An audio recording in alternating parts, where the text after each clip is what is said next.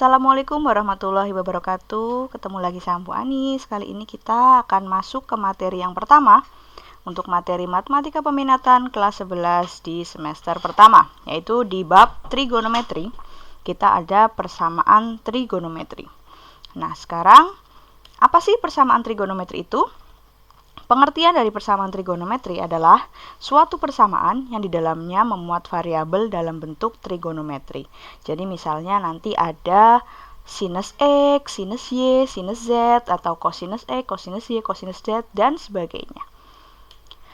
Nah, untuk penyelesaian persamaan trigonometri, untuk materi kali ini kita akan menyelesaikan persamaan sinus X sama dengan sinus A, cosinus X sama dengan cosinus A, dan tangan X sama dengan tangan A. Diketahui persamaan trigonometri adalah sin X sama dengan setengah. Carilah nilai X yang memenuhi persamaan tersebut. Nah, di sini Bu Anis punya X sama dengan 30, 120, 150, dan 390. Kita akan mencari apakah nilai yang X yang di sini ini dapat memenuhi untuk X sin X sama dengan setengah.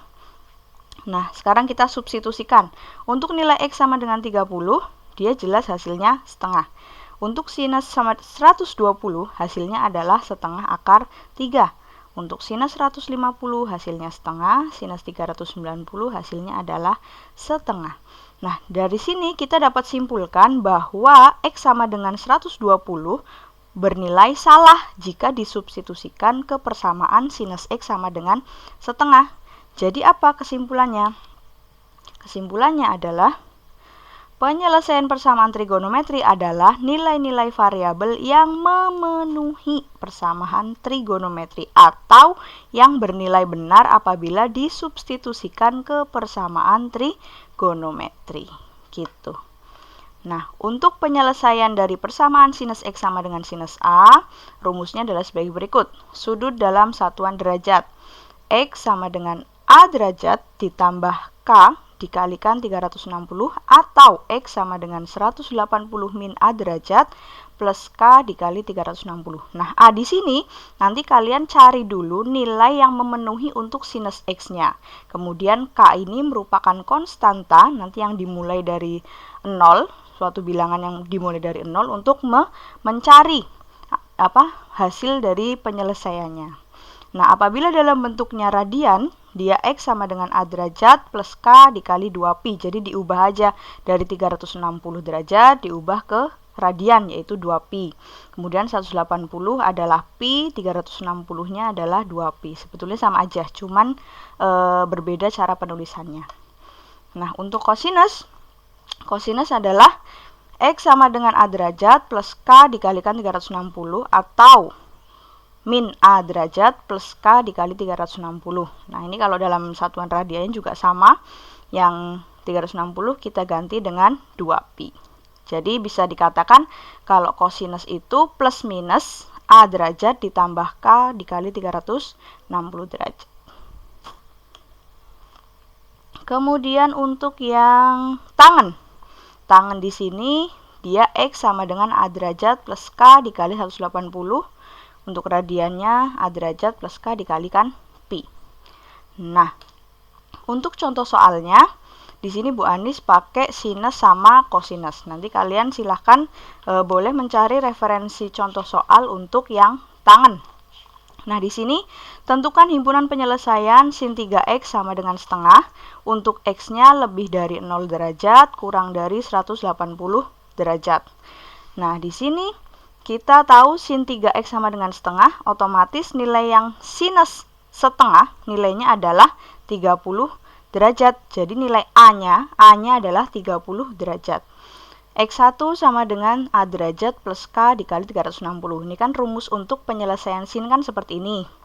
Nah, karena di sini X-nya adalah 3X, berarti kita bagi 3 supaya dia jadi X. 10 derajat plus K dikali 120. Nah, dimulai dari 0. Untuk K sama dengan 0, disubstitusikan, kita temukan X1-nya adalah 10 derajat. Ini memenuhi karena dia X-nya lebih dari 0 derajat. Kemudian untuk K sama dengan 1, jika disubstitusikan, X satunya ketemu 120 derajat. Ini juga memenuhi karena belum melebihi 180 derajat. Nah, untuk K sama dengan 2, ternyata ketika disubstitusikan hasilnya 250 derajat. Dia sudah melebihi 180 derajat. Nah, ini jelas tidak memenuhi. Nah, pertanyaannya, K itu berhenti ketika apa sih, Bu?